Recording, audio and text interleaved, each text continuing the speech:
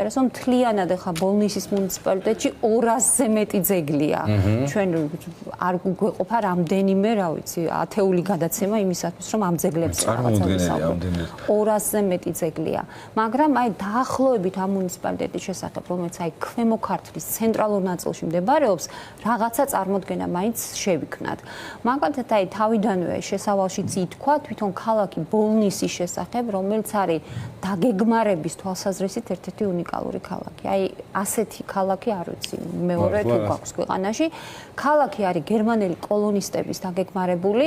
კოლონისტებზე ჩვენ საერთოდ ერთი გადაცემა ვისაუბრეთ, ეხლა რაც მოხერხდა იმ ერთ გადაცემაში, როგორც ყველამ ვიცით, 1817 წელს გერმანელი კოლონისტების პირველი ნაკადი ჩამოვიდა საქართველოში და რამ განაპირობა რამდენიმე წინადადებით მათი ჩამოსვლა თავიდან გამოიცა დადგენილება ეს ეკატერინე მეორის მიერ ამ დადგენილების თანახმად მან ევროპელებს მისცა იმპერიის ტერიტორიაზე ცხოვრების უფლება და ერთ-ერთი მიზეზი რის გამოც მან დაპატიჟა ევროპელები იმპერიის ტერიტორიაზე იყო ის რომ მას არ აკმაყოფილებდა ყოფითი კულტურა ამ ტერიტორიაზე მცხოვრები ხალხის და ამ კულტურის გასაკეთილშობილებლად იყო ეს ღონისძიება მიმართული. ერთ-ერთ მიზეზს ვასახელებ, ეხლა მიზეზის თქმა ბევრი შეიძლება. შემდეგ უკვე ალექსანდრე პირველის მანიფესტით მან დამატებითი პუნქტები შესთავაზა ევროპელებს, მაგალითად ერთი ის იყო, რომ მათ შეეძლოთ სამხედრო სამსახურისთვის უარის თქმა, მოგეხსენებათ 100 წლით რუსეთის იმპერიაში სამხედრო სამსახური 25 წლიანი იყო და ეს შეთავაზება განსაკუთრებით მეწარმეებისთვის იყო ძალიან მნიშვნელოვანი. გარდა ამისა, მაგალითად რელიგიური თავისუფლება იყო ერთ-ერთი წამყვანი ფაქტორი, რამაც ჩამოიყვანა ჩვენს ქვეყანაში ეს გერმანელები და ძალიან ბევრი რო არ გავაგრძელო 1817 წელს ჩამოვიდა უკვე ეს ნაკადი გერმანიის სამხრეთ ნაწილში ვიურტემბერგელი შვაბები ნაწილიდან ჩამოგვივიდნენ ვიურტემბერგელი შვაბები, მათ შექმნეს საქართველოში 20-მდე დასახლება, გერმანული დასახლება და ერთ-ერთი ყველაზე დიდი დასახლება იყო ბოლნისში. თქვენ ახლა ხედავთ კიდევაც ეს არის სურათები, რაც ეხება სახლებს, რომელიც დღემდე არის შემორჩენილი ბოლნისში და რა შემოიტანეს გერმანელებმა ერთ-ერთი პირველი, ანუ დაგეგმარებას გავუსვი ხაზი, რომ ვნახოთ აი მაგალითად თბილისში ორი გერმანული სოფელი შექმნეს თბილისში, ეს იყო ალექსანდერდორფი და ნოიტიფლისი და აი რო შევხედოთ ამ ტერიტორიების დაგეგმარებას, აი საერთოდ ახალი ტიპის დასახლება შექმნეს. იგივე მაგალითად თუ გალავანში და არქიტექტურას განვიხილავთ ძველი თბილისის, როგორი ტიპის ქალაქი გქონდა ჩვენ, აი მოედნები, შემავალი და გამავალი ქუჩები, კიდე მოედანი, აი აღმოსავლური ტიპის ქალაქი. ხოლო ამათ დაიწყეს აი დიდი ფართე ქუჩები, მოკირწყლული ქუჩები, ესეც მათი მნიშვნელოვანი ნაწილია მათი დასახლებების, ამ ქუჩების პერპენდიკულარული და პარალელური ქუჩები, რაც იყო აი ბრწყინვალე დასახლება. ეხლა გერმანელებმა რით არის მნიშვნელოვანი გერმანელების ცხოვრება ჩვენს ქვეყანაში? ანუ ერთ-ერთი პირველი რაც მათ შემოიტანეს, ეს არის შრომის კულტურა. მათ დაიწყეს ჩვენს ქვეყანაში მაგალითად და შექმნეს აი მიკროზონები, სადაც აი პირველი მეკასრეები, ანუ მეკასრეების ამქარს იყო გერმანული ამქარი, მეკასრეობის კულტურა შემოიტანეს ქვეყანაში, მებაღეობა, მეხილეობა, მესაქონლეობა. სხვათა შორის მიუხედავად იმისა, რომ სოფლებში ცხოვრობდნენ, ყველა სოფელი იყო მოკირწყლული, ანუ ეს არის მათი ნოუ-ჰაუ, ანუ გზები, გამართული გზები, აი მოკირწყლული გზები. საქონელს ვერ ნახავდიო ქუჩაზე, ანუ საერთოდ არც სუნი იდგა, ანუ ქონდათ ცალკე ქონდათ ეს ყველაფერი. გარდა ამისა შექმნეს პირველი ქარხნები რძის პროდუქტების და უამრავი რამ, მაგალითად აი არ შემიძლია არ ვთქვა, გერმანელებმა შექმნეს საირიგაციო სისტემები, მაგალითად მიწისქვეშა სანიაღვრე და სარწყავი სისტემები შექმნეს და ქონდათ სახანძრო ჯგუფები ყავდათ.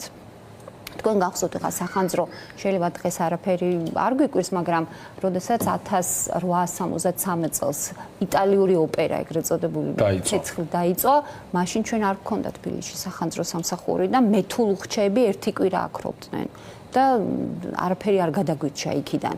ანუ გერმანელებმა საწყის ეტაპზევე შექმნეს ასეთი სისტემები. ამდენი მნიშვნელოვანი. ეხლა თვითონ სახელს რაც შეეხება ბოლნისი თვითონ დასახლებას დაარქვეს კატერინენფელდი და ერქვა 1818 წლიდან 1921 წლამდე, თითქმის ერთი საუკუნის მანძილზე. ეს დასახელებანო ეკატერინე ვიურტემბერგელი დედოფლის საპატივსაცემოდ დაარქვეს, რომელიც რუსეთის იმპერატორ ალექსანდრე I-ის და იყო ამავე დროს და 1921 წლიდან დაერქვა როზა ლუქსემბურგის სახელი. ანუ 1953 წლამდე ბოლნის ერქვა ლუქსემბურგი და შესაძლოა აღმაშენებელზე ლუქსემბურგში ნამყოფია. კი, შეგიმჩნევიათ ესეთი შემორჩენილია ძველი ტრაფარეტი ლუქსემბურგის ანფეტია წერია. რაც იმას ნიშნავს, რომ იქიდან ბოლნისიდან ჩამოქონდათ პროდუქტი და აქ იყიდებოდა თბილისში გამართული ლოჯისტიკა ქონდათ გერმანელებს. ახლა ამაზე ძალიან შორს აგვიყვან საუბარი. შემდეგ 1953 წლიდან უკვე დაუბრუნდა ძველი სახელი და დაერქვა სახელად უკვე ისევ ბოლნისი. ახლა რაც შეეხება თვითონ ბოლნის, საიდან მომდინარეობს ეს წარმოშობა, აქ სულხან-საბას უნდა დავესესხოთ. ანუ ბოვიდან მოდის და ამოვიწერე კიდევაც, ანუ ბოვი რას ნიშნავს? ბოვი არსა და ოქრო, ვერცხლის სპილენძი და მისთანანი რაც ითხრების და გამოიდნობის. ანუ აი ამ საბადოების ადგილი იყო, ანუ რასაც ქვია და აქედან მომდინარეობს. თვითონ მუნიციპალიტეტს რაც შეეხება 1930 წლამდე ეკუთვნოდა ბორჩალოს მაზრას ეს მუნიციპალიტეტი, შემდეგ უკვე გამოეყო და ერქვა ლუქსემბურგის რაიონი. აი ესეთი ძალიან ზოგადი მიმოხილვა რო ვთქვათ. ეხლა ნაჩვენები იყო, ნახეთ ჩვენ, აი კოლაჟი გერმანული სახლების, რა შეგვიძლია ვნახოთ ბოლნისში. გარდა გუშინ ვიყავი და აი მხოლოდ დავსეირნობდი ქუჩებში, იმდენად საოცარია ეს ბოლნისი, ისეთით დაგეგმარებულია. გარდა ამისა, აი როგორი ტიპის არქიტექტურა არის ბოლნისში, რაც არსად არ არის სხვაგან გარდა გერმანული დასახლებებისა. ძირითადად არის ფახვერკის ტიპის სახლები. ეს ფახვერკი არის როგორი კონსტრუქცია, აი სალტეებისგან გაკეთებული კარკასია, რომლის ცარიელი ადგილები ქვით არის შევსებული. ეს ასურეთშიც მაქვს შემჩნეული. ასურეთი გერმანული დასახლებები. ხო და ხელწერა იქაც შემჩნეული. ფახვერკებია. აი ხედავთ კიდევაც ახლა აი სახურავი არის ფახვერკის ტიპის. ეს არის ულურსნო. შეიძლება ყველაფერი დაინგრეს და ეს ფახვერკი არ იშლება. ანუ ესეთი საოცარი კონსტრუქცია. სხვათა შორის მელურსნეთ ამქარიც იყო გერმანული. ანუ გერმანელები ლურსმას არ იყენებდნენ, მაგრამ რამე ამქარიც არის საინტერესო. საერთოდ ამ გერმანული დასახლებების სპეციფიკა არის, სადაც სახლდებოდნენ იქაური არქიტექტურიდან იღებდნენ საუკეთესოს და ეხლა ჩვენ აივნების და გვაქვს ფახვერკები ქართული აივნებით, რაც არის უნიკალური არქიტექტურა. თან თითქმის ყველა სახლს აქვს დიდი სარდაფი, დიდი სხვენი, რითაც აი ეს შებოლილი ის პროდუქტების საწარმოებლად. ანუ უნიკალურ სახლებზეა საუბარი და აი ბოლნისში თქვენ რომ დაათვალიეროთ ეს ქალაქი, დაუყოვნებლივ რესტავრაციას ითხოვს ეს სახლები, იმისათვის რომ გვეძახის, იმისათვის რომ გქონდეს აი ძალიან მნიშვნელოვანი ტურისტული ადგილი, რაც იქნებოდა აბსოლუტურად განსხვავებული, როგორც ჭიათურას ვამბობ, აბსოლუტურად განსხვავებულია თბილისიდან ერთი საათის სავალზე. ელზა რა თქმა უნდა ეს სხვენები, ეს სარდაფები, რაზედაც ჩვენ საუბრობ არის, მაგრამ დღეს რა მდგომარეობაშია, რა საჭიროებს და როგორც გითხარით, დაუყოვნებლივ რესტავრაცია საჭიროებს, ყველა სტატუსი აქვს და როგორც ყველა გადაცემაში მე მგონი ერთი და იგივე ვამბობ, მოსახლეობა იქ აბსოლუტურად უძლურია, ვერაფერს ვერ გააკეთებენ. თვითონ გერმანელები 1941 წელს, როგორც კი გერმანია თავს დაესხა საბჭოთა კავშირს, აღგავეს პირისაგან მიწისა, ისინი გადაასახლეს ყაზახეთის სტეპებში და აქ ჩაასახლეს ზემოიმერეთიდან, ანუ ეკომიგრანტები, ძირითადად აი არის მაგალითად ბოლნისისკენ რაჭის უბანი, ანუ იქიდან რაჭიდან ჩასახლებული ადამიანები არიან. 2019 წელს ბოლნისმა მიიღო მიკროზონის სტატუსი, რაც ადგილობრივ მეწარმეებს აძლევს საშუალებას ადგილწარმოების პროდუქტი აწარმოონ ძალიან სპეციფიური გემოებით და როგორც მე ვიცი სტატისტიკა 30-ზე მეტი საოჯახო მარანია. ანუ ინფრასტრუქტურა არის შექმნილი იმისათვის რომ განვითარდეს. კი ბატონო, დრო რო არ მოვასწროთ, აი რამდენიმე ძეგლზე მინდა ვთქვა, ბოლნისთან დაკავშირებით, აი პირველი რაც გვახსენდება, შესავალშიც იყო ნათქვამი, ბოლნისის სიონი. ეს არის უძველესი ადრე ადრეული ქრისტიანული ხუროთმოძღვრების აი პირველი ეტაპის ძეგლია და აბსოლუტურად ანუ იმ პერიოდშია შექმნილი, როდესაც აი ფასადებს არ ენიჭებოდა დიდი მნიშვნელობა. ძირითადი აქცენტი მაშინ ინტერიერზე იყო გადატანილი შიდა და პირველად ხდება რელიეფური სკულპტურული გამოსახულებები, მაგალითად ხარისთავი, ბრინველები, აი ცხოველები და რაც მნიშვნელოვანია, ადრე ითვლებოდა, რომ ბოლნისის სიონი არის ყველაზე ძველი, ასე ვთქვათ, ქრისტიანული ხუროთმოძღვრების ნიმუში, მაგრამ 2010 წელს აღმოჩნდა ახალი ბაზილიკა, დოლოჭოპის ბაზილიკა, ეს არის ყვარელში, რომელიც თარიღდება მე-5 საუკუნის პირველი ნახევრით, სადღაც ნახევარი საუკუნით ადრე არის ბოლნისის სიონზე და ჩვენ გეგმავთ იმ ფოტოს ყვარელში, აი, როდესაც კი წამოვიღე რამდენიმე ფოტო, მაგრამ აი დოლოჭოპის ბაზილიკაზე უფრო მეტ ინფორმაციას ყვარელის ძეგლების დროს შემოგთავაზებთ.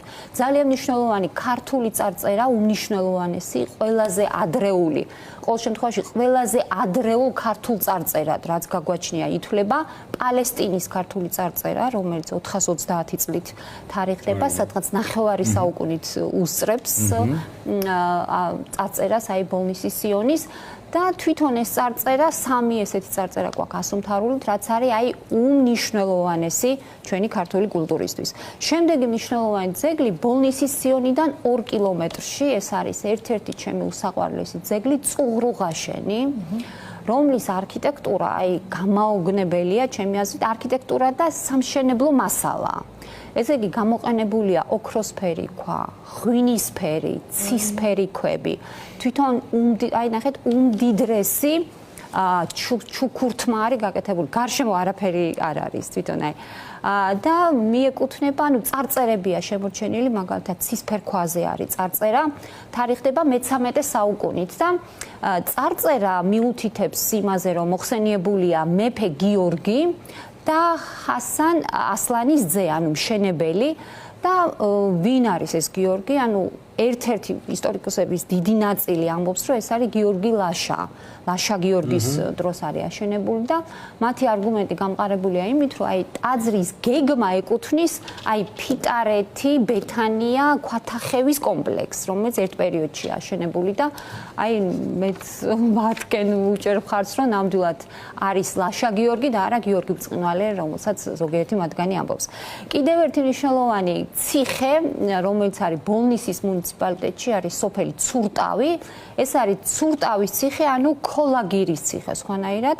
ერთ-ერთი, აი ნახეთ, ისეთი შემონახული ციხეა, ციხე, რომელიც არ დანგრეულა, უზარმაზარი ციხეა, რომელიც ამ ტიპის ციხეების მშენებლობის ყველაზე ბოლო ციხეა, აშენებულია დარეჯან დედოფლის მიერ, ერეკლე მეფის მეუღლის მიერ, მაგალითად 1801 წელს თვითონ დარეჯანი წერდა, რომ მე აღვაშენე ეს ციხე და მისი გალავანი და სრულად არის შემონახული. შიგნით არის კიდევაც ერთი ბაზილიკა, ქეთევან დედოფლის სახელობის არის და აუცილებლად სანახავი ობიექტია. კიდევ ერთი ქვეშის ციხე, რომელიც არის ძალიან შთამბეჭდავი ციხე, მაღალ მწვერვალზე, აი სოფელ ქვეშთან არის ეს ციხე. გაკეთებული, აი ასე გამოიყურება, აი ზევითაც შესაძლებელია ასვლა და ამ ქვეშის ციხიდან საოცარი პანორამა იშლება მთლიანად აი ამ რეგიონზე. აი ძალიან შთამბეჭდავია. ტაძარიც აი ზევით რა ტაძარიც დგას, აი ზომასთან შედარებით დიდია, ანუ რაღაცა დიდია და არის ისეთი სტელები გაკეთებული მე-6-მე-7 საუკუნის, სადაც არის აი ბოლნური ჯვარი გამოსახული. ძალიან საინტერესო ძეგლია და მნიშვნელოვანი ჯვრის სახეობა ჩემს ძალიან ბოლნური, რა თქმა უნდა, ეროვნულ სიმბოლიკად არის ქცეული, იგივე მაგალითად ბოლნისის გერბსა და დროშაზე ბოლნური ჯვარია გამოსახული და ამით ის არის, რა ქვია, ძალიან მნიშვნელოვანი. ნუ ძალიან სწრაფად ეხა რამდენიმე ძეგლზე ვსაუბრობ, მაგრამ მე ყოველთვის მიყვარს აქცენტი მუზეუმებზე. ბოლნისში არის ჯერ სოფელი ტანძია რო ავიღოთ, ეს არის სულხან საბას მუზეუმი, რომელიც არის ძალიან საინტერესო და მე ვფიქრობ სანახავი მით უმეტეს მოქალაქეებმა ერთხელ მაინც უნდა გქონდეს ნანახი სულხან საბას ეს მუზეუმი და გარდა ამისა ბოლნისის მუზეუმი, ეროვნული მუზეუმი, რომელიც აი ჩვენს ქვეყანაში ჩვენ ხო საოცარი მუზეუმები გვაქვს, უბრალოდ უნდა ვიაროთ ამ მუზეუმებზე და დავათვალიეროთ, ერთ-ერთი გამორჩეული მუზეუმი, თავისი უმდიდრესი არქეოლოგიური მასალით, ეს არის ბოლნისის მუზეუმი, სხვათა შორის გოეთეს ინსტიტუტმა, რომელიც 90-ზე მეტ ქვეყანაში ფუნქციონირებს, მედიათეკა გახსნა ერთადერთი შემთხვევაა ბოლნისის მუზეუმში. სხვაგან არსად მუზეუმში მედიათეკა არ არის გახსნილი. და სხვათა შორის ბოლნისის მუზეუმი ამ მხრივ არის ძალიან მნიშვნელოვანი და აუცილებლად სანახავი სივრცეა. ამ მუზეუმის ერთი ნაწილი სხვათა შორის გარდა არქეოლოგიური მასალისა ეთმობა გერმანელი კოლონისტების თემას, რომელთანაც თვითონ ბოლნისი არის ძალიან მკაფიოდ და მჭიდროდ დაკავშირებული. უბრალოდ ეხლა რაც მე მოგიყევით, ოღონდ ძალიან სწრაფად, ეს არის ერთდღიანი ტურის მარშრუტია. პირველია ერთდღიანი დილით რო გახვიდე, საღამოს მოდიხარ. თბილისიდან 1 საათზეა საუბარი. ჩვენ ხო არ მივდივართ სადღაც, ხო არ გვჭირდება თვითმფრინავის ბილეთები ან რაღაცა ისეთი დაგეგმვა. რამდენიმე საათიანი დამღლელი გზაც არ არის, პირდაპირ 1 საათში. არა, გზები არის ყველგან. ის კი არა, როდესაც არის ზაფხული და ცოტა დღე ცოტა გრძელია, ჩვენ ამ მარშრუტს ვამატებთ ფიტარეთს, რომელიც არის მე სავალდებულო სანახავთან ნუსხაში შევიყვანდი. ფიტარეთს, აი წინვალე ნიმუშია და ხულუტის ციხეს, რომელსაც აუცილებლად, როდესაც თეთრი წყაროს ძეგლები გვექნება, ამ დროს აუცილებლად გაგაცნობთ. აი ესეც კი ემატება. მე მგონი ერთი დღე აღარ ყოფნის აი კვირაში. ძალიან ახლოს აქვე რისი ნახვაც და ალბათ ძალიან ბევრ სანახით არ გვაქვს და ეს არის ნამდვილად. ამიტომაც აი მე სულ ამბობ, რომ ვისაც უნდა ამ ქვეყანაში რაღაცა გადაწყვეტილების მიმღები პირი იყოს, გავხადოთ სავალდებულო ამ ქვეყნის შემოვლა. ერთი